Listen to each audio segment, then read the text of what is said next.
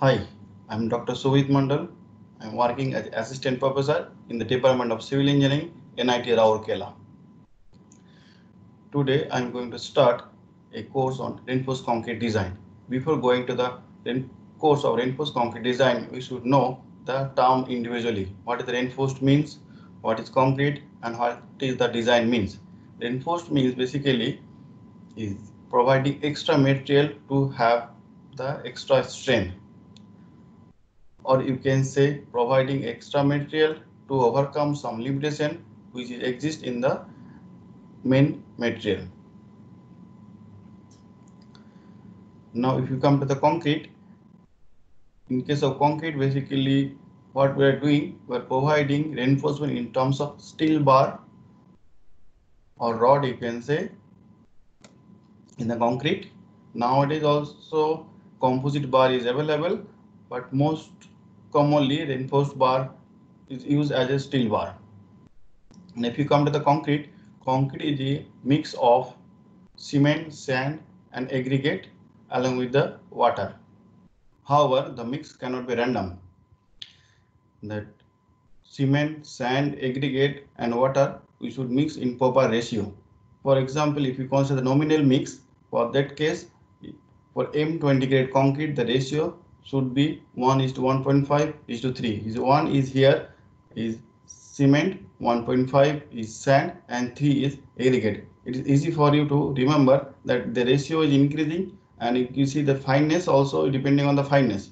Cement is more fine than the sand and then the aggregate. So ratio also you see for M20 grade concrete it is coming 1, which is cement, 1.5 is sand, and for aggregate it is 3. Now if you consider the M30 grade concrete, the ratio also is 1:1:2. This is the nominal mix. But if you want to have proper strength, or if you have target strength, in that case we should also go for the proper mix design of the concrete itself. Now the term design, the design means is to determine the shape and size and other parameter depending on the functionality of a structure, and also provide the details drawing of it. For structural purpose, design, the main aim of the design is to withstand a load which is acting on the structure or which may act in near future. So basically for structural design purpose, or you can say that concrete design purpose, our main aim is to design a structure in such a way that whatever the load is acting on the structure or may act in near future, the structure should carry the load, or you can say the structure should withstand the load without any major failure. The main advantage of the concrete is that it is easy to mix and easy to place, and you can have different shape also as per your desire or as per your design. It is also economical. For the same reason, you will find that surrounding your neighbors, most of the structures are made of concrete. It is economical in the sense it is economical in comparison to the steel. But major disadvantage of the concrete is that you have to take proper care at every stage, because that concrete we are mixing in the field, not we are making in the laboratory. So since it is we are mixing it and placing it in the field, we should take proper care at every stage. We should take care while mixing. We should know what is the water cement ratio, what is the workability of the concrete, what is the consistency of the concrete. While placing of the concrete, you also need to take care of the proper compactions. Unless you compact properly, void will exist in the concrete and it will lead to the less strength. After placing the concrete also, after 24 hours, you should go for proper curing. If you do not cure properly, that concrete also will lead to the less strength in future. If you do not cure properly, there will be shrinkage in the concrete, and the shrinkage will lead to the crack in the interface of aggregate and the paste, and that crack in future may propagate and lead to the failure of the concrete structures. So basically we should go for proper curing. If you see that mixing of concrete, we add water on the dry mix of cement, sand, and aggregate. That water we add basically work as a lubricant in the concrete, but only adding water is not the solution. If you add more water, it will lead to the less strength, though it will lead to the high workability, but you at the end result, whatever the concrete you will get, that concrete will have low strength. So for the proper mix, we should have proper water cement ratio. If you add more water, that will lead to the bleeding of the concrete. Bleeding in the sense, when you place the concrete, water will come out at the surface of the concrete. And if you add more water, that also will lead to the segregation of the particle. So what will happen? The heavy particle will be segregated from the concrete mix and it will have the less strength.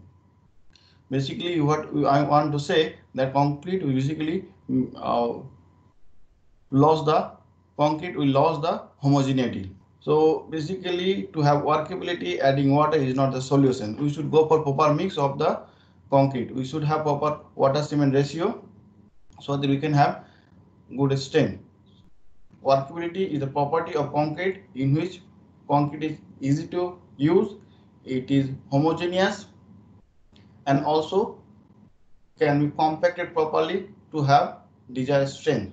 So this is the basic definition of workability of a concrete. There is another term is called consistency, but consistency and workability is two different terms. Many people get confused with that workability and the consistency. Consistency is basically property of concrete to flow, or you can say the fluidity, or you can say the wetness of the concrete is termed as a consistency.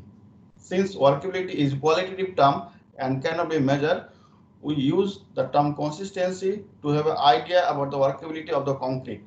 Consistency we measure through the slump test.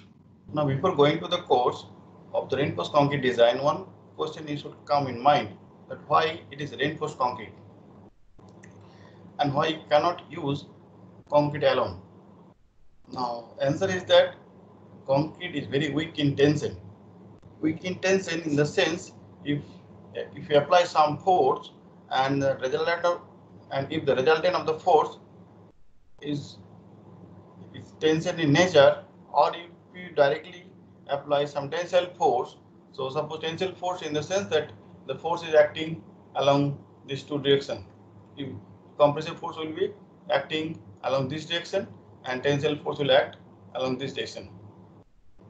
So if the force if the force is tensile in nature, in that case concrete will fail very easily. Now we cannot use only concrete in our structures because it will collapse very easily. One more thing, that the tensile strain also is very low. So it indicating that before failure, concrete will not show much deformation. It is also very brittle. And now to overcome this limitation of the concrete, we need to use some sort of reinforcement. The reinforcement here basically we are using a steel rod, and so that we can take the advantage of compressive strength of the concrete. And if you put the steel in the concrete, inside the concrete, steel also will carry the compressive force as well as the tensile force. Now if we form any various geometry or various form of the structures, and if we embedded that on the concrete, it can carry both compressive force as well as the tensile force. Now from the, so now if we add reinforcement, we can overcome the limitation of the concrete, which is very weak in the tension. Okay. So now let me share the slides.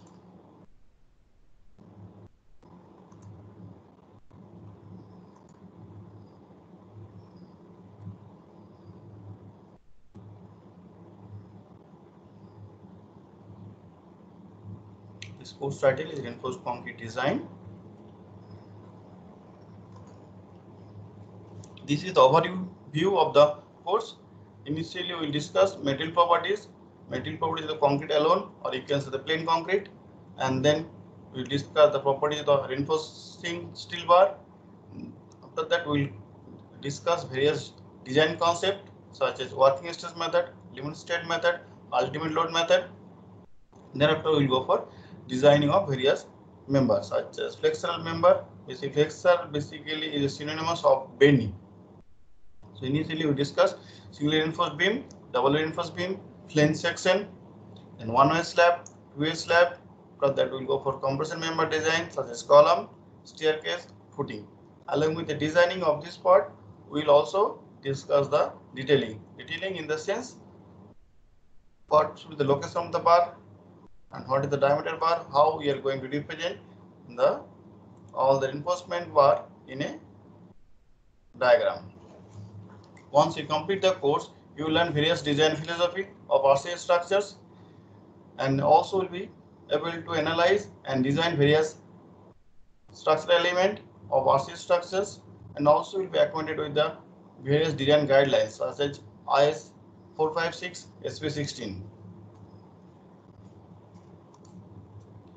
This is the reference book Pillai and Menon Reinforced Concrete Design of Tata McGraw-Hill publication. Subramanian Design of Reinforced Concrete Structure of Oxford University Press. Nielsen and Dolan Design of Concrete Structures Tata McGraw-Hill publications, and IS 456 and SP16. This is the image of the front page of the book Pillai and Menon. This is for Subramanian book, and this third one is for the IS 456. The students who are going through this course, they should have at least one book from these three reference. You can have any other book, but you should always have IS 456, because this 456 you will see that we are referring this IS 456 very frequently. Now come to the introductions. Initially we discuss various property of the concrete, various property of the steel before going to the reinforced concrete design or behavior of the reinforced structure. At the beginning we'll discuss how the concrete, or you can say plain concrete, is going to behave, what should the stress strain pattern, how the steel is behaving, what is the stress strain pattern for steel, and what does it mean of grade of concrete or grade of steel, what is the Young modulus, what is the creep and shrinkage of the concrete, and we will also discuss the ductility and malleability of the materials. Thereafter we will discuss various design philosophy such as working stress method, limit state method, ultimate load method. Once we complete these basic properties and the various design philosophy, we will discuss design of various structural members such as beam, slab, column, all the things as per the IS 456. Now here, this graph here, left side graph is showing the stress strain pattern of concrete. In the left side graph, there is two parts. One is showing the compression behavior, and back the left side is showing the tension behavior. The compression behavior, in the sense that basically the concrete specimen is subjected to compressive load, and we are trying to get the stress and as well as the strain, and we are plotting it in a graph. Now the structures, when is subjected to compressions, it can be two types. If you want to test it, you can apply the load in two ways. One is the load control, another is the displacement control. The left side graph here, this for the compression behavior is showing the displacement control curve. The right side here, it is basically, you can say, it is representing the load control graph. The difference between the displacement control and the load control is that displacement control machines can show the post peak behavior. So here you can see when the stress is reached to the maximum value of sigma, that is represented by sigma cu. Thereafter also we are getting some softening part. This is basically we are getting because of we have used one displacement control machines. Now if you are using load control machine, in that case the structures or the specimen which is subject to compressive load, it will reach to the maximum value. Thereafter you cannot have values. This is the basic difference between the load control machine and the displacement control machine. So now come to this stress strain pattern. So here you can see this graph is basically for the concrete, it will come as parabolic in nature, and from here you can see when the structure or the specimen reaches the maximum stress value, and you also can have the corresponding strain value, which is represented by the epsilon u. Here you will see that specimen which is subjected to compressive force in the displacement control machine, it reaches the maximum value. The maximum value we are representing here sigma cu, and correspondingly that strain is coming as a epsilon u. And thereafter also, if you continue the test, you will can observe the softening nature, and this will be the maximum strain for the concrete.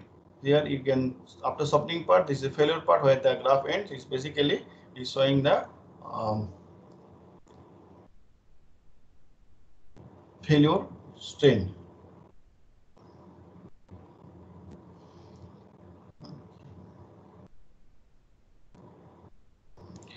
Now, if you observe, you will find that most of the cases concrete reaches the maximum stress value at nearly the strain of 0.002. When the structure is subject to compression, in that case, the maximum strain will come, or not at the maximum strain. There is stress. Maximum stress will come. If we observe, we will find that maximum stress for the concrete is coming at a strain of 0.002. Basically, it is showing that if you see this graph, that sigma Ca value will come at the strain of 0.002, and concrete will fail at the strain of 0.003 to 0.005. So thereafter, again, if you try to continue the test, in that case, you will get the softening part, and at the strain of 0.003 to 0.005 strain, you will get the failure load. Now, Indian standard has specified different limits. It is saying that the failure strain of concrete is limited to 0.002 for structure under direct compression, and failure strain of the concrete is limited to 0.0035 under flexure or bending load, and tensile strain under the tension will come 0.0001 to 0.0002. Okay, so here you can see that failure strain of concrete under tension is almost 1/10 of the compressive force. So here you can see that since it's very brittle in nature, you will show much deformation in case of tension also. In compression also, you will not have much because the strain limit is 0.002, very low in comparison to metal. So for the same reason, we are saying that concrete is very brittle. Okay, before failure will not show much deformation. Basically, it is saying that you cannot get much warning if you use only concrete. So initially, you will feel happy that okay, there is no crack or a small crack, but suddenly, what will happen? Without getting any warning, the structure will fail and whole building may collapse if you do not use any reinforcement. I already discussed that concrete is very weak in tension, and concrete alone cannot be used in design of concrete structures. It will fail very suddenly, and failure will be very catastrophic in nature. However, you cannot avoid tensile stress always. There can be direct tensile force acting on the structures. There can be different combination load for which the resultant stress is coming as a tensile force, or there can be tensile force due to the shrinkage or temperature rises also. So thus it is very important to have the knowledge of the behavior of concrete under tension, and also you should know at which moment some load is acting there, and due to the load bending is occurring in the structures, and you should know at which moment that the first crack is appearing. So for this course, we should know what is the behavior of concrete under tension. But problem lies there. You cannot have direct tension, because if you concrete is very brittle in nature, if you try to hold it in the both the side and try to pull it, there will be secondary stress near your grip. There will be secondary stress near the grip, and concrete will fail in the grip only. So it is very difficult to perform direct tensile test. So what we have to do? We have to go for indirect testing. In the IS course suggested indirect testing such as bending test of the prism or splitting tensile test of the cylinder, so that we can get some idea about the quality of the concrete. Now again, you will see that if you conduct the indirect tensile test or test on the concrete for the tension, you will observe that strain also is coming in the range of 7 to 15% of the compressive strain. In the last slides, you observe that strain is almost coming 1/10. Here also strain for the uniaxial tension is coming in the range of 0.0001 to 0.0002. Is very smaller. So now if you discuss that indirect testing, so indirect testing already discussed that we can conduct the bending test on a prism So they give 2-point loading. Some books refer 4-point bending test. 4-point in the sense there are 2 support and there is 2-point for the loading. So if you go for the 2-point bending test, in that case we can have the maximum stress at the bottom. So if you apply the load and the stress, basically that if you apply the load, that structure will try to deform like this.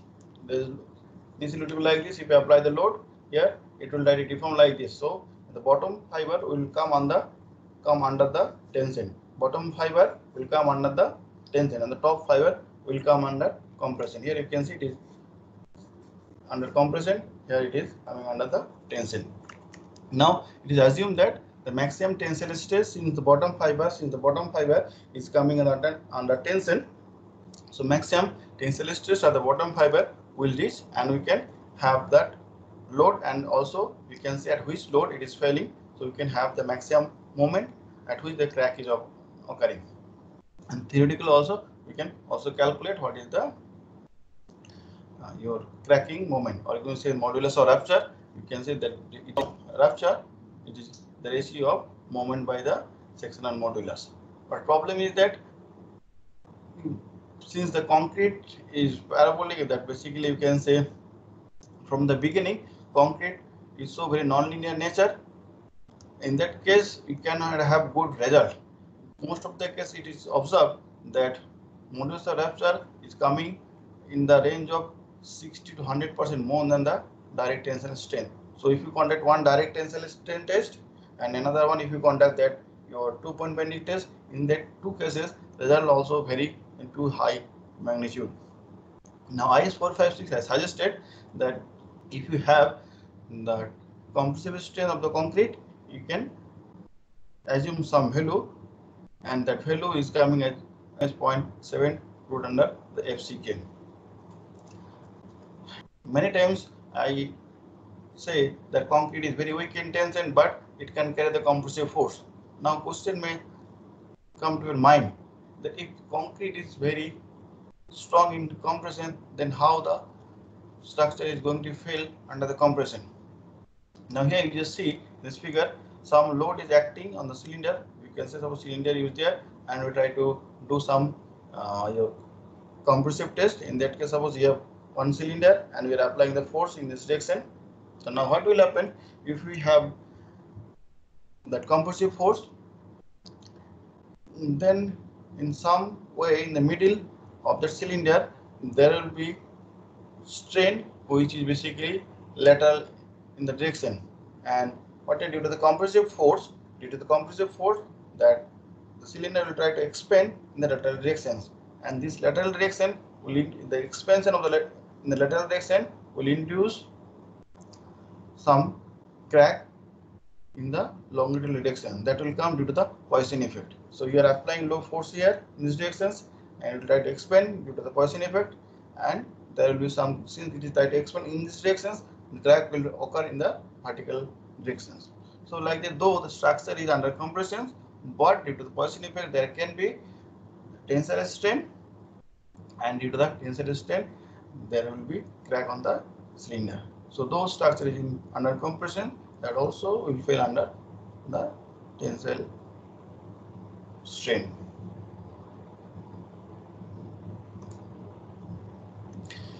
Now here if you see that some other properties of concrete, the density of the concrete varies from 2400 kg per meter cube to 2500 kg per meter cube. Many books use different value, but most of the cases vary in between these two values. Now come to the characteristic strength.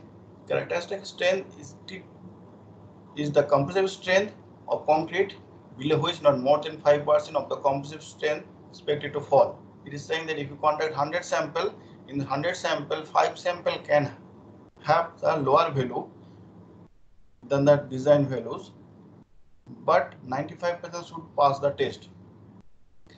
Okay, so here if you see the graph, if you plot that compressive strength and number of sample tested, so here in this zone you should have only 5 data, and here in this zone, red, the left side of the red line should have only 5 data, and this side should have the 95% data. If you conduct 100 tests, and you will find that tests normally follow the Gaussian distribution. In this Gaussian distributions, this value in middle value, it is coming as the 1.65 sigma. Okay.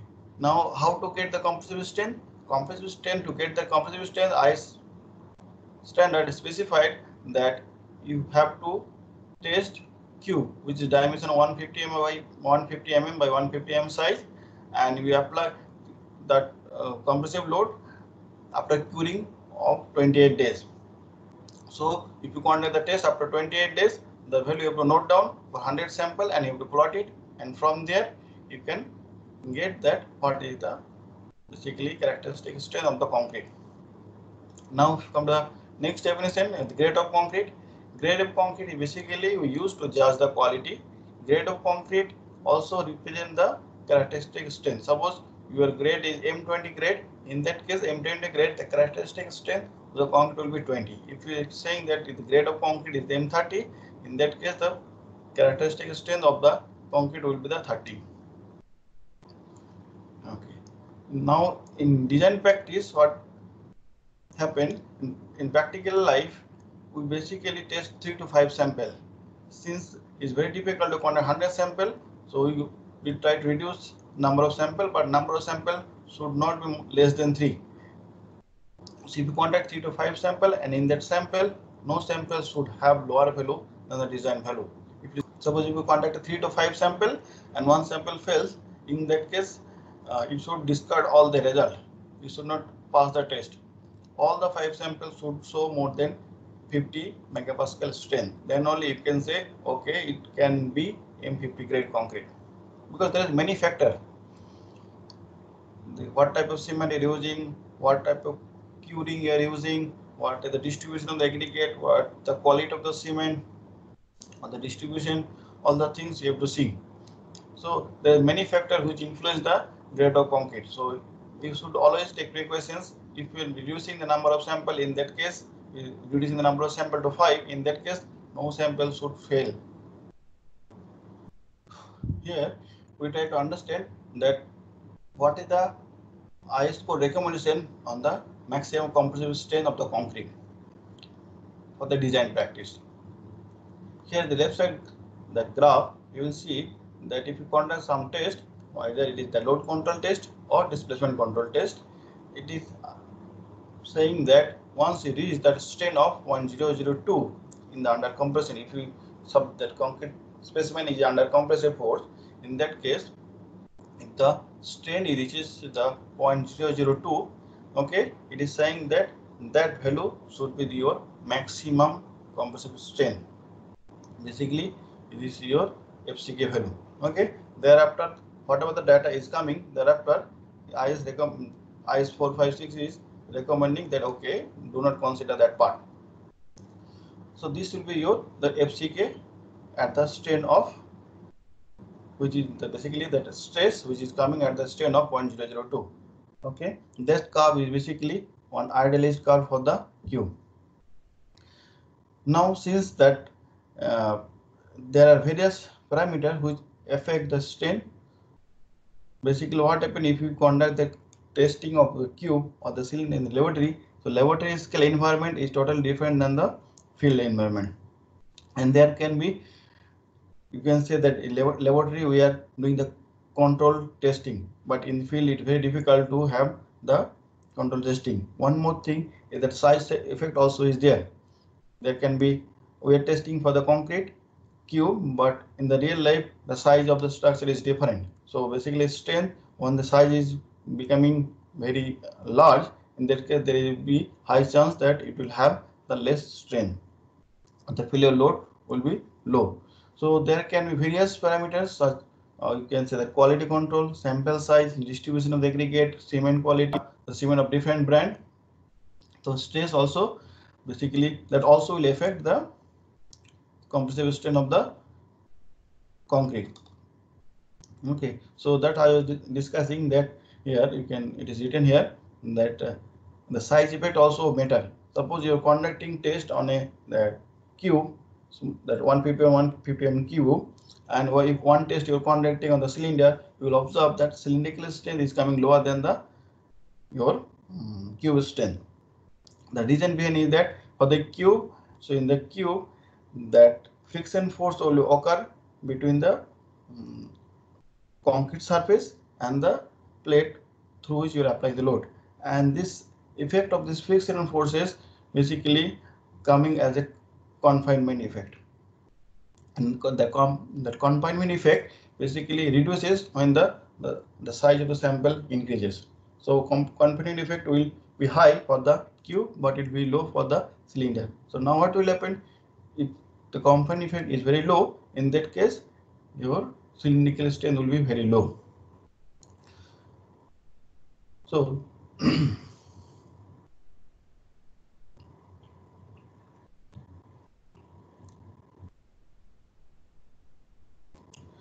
now what IS standard is specifying that if you test on a cylinder, in that case the compressive strength for the cylinder can be assumed as 0.85% of the strength for the cylinder, and if you are conducting the test on the concrete and you are getting the compressive strength of the concrete, in that case the value of the compressive strength should be assumed as 60% of that value which is you are getting in the compression test. So here that first graph, A graph, here in the graph you can see A graph is basically showing that what the actually you are getting, though it is idealized. This is idealized graph, because idealized in the sense you are basically eliminating the data which is coming after 0.002 strain.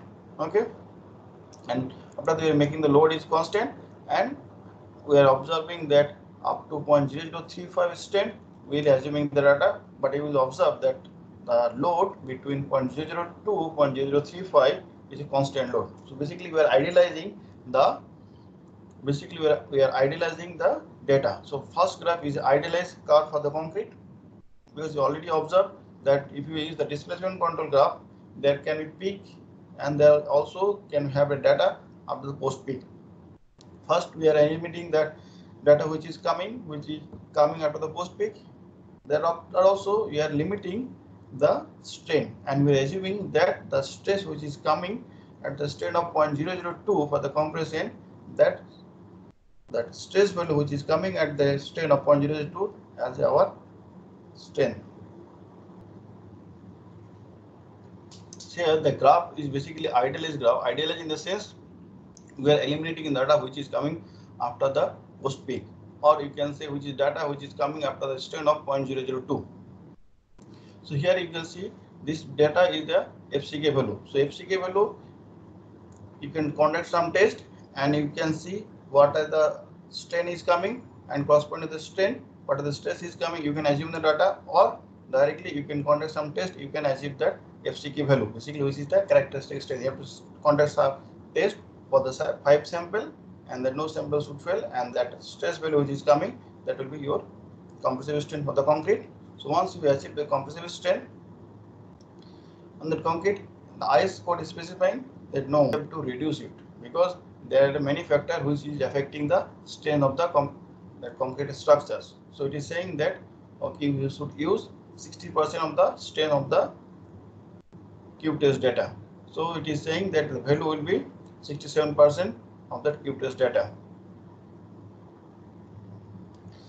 Now IS 456 also applying some factor of safety, that gamma. The gamma is value is basically assuming as 1.5. Now if you assume that factor of safety, here that value of that C graph will come 0.05 FCK. So now we have 3 graph. One is that idealized concrete graph, basically that first graph, A graph, and second is that idealized graph for the concrete and the structure. So first graph is basically graph which is coming for the cube, second graph is coming for the concrete structures, and third C graph is basically graph which is coming for the, or you can see which we are using for the concrete structure.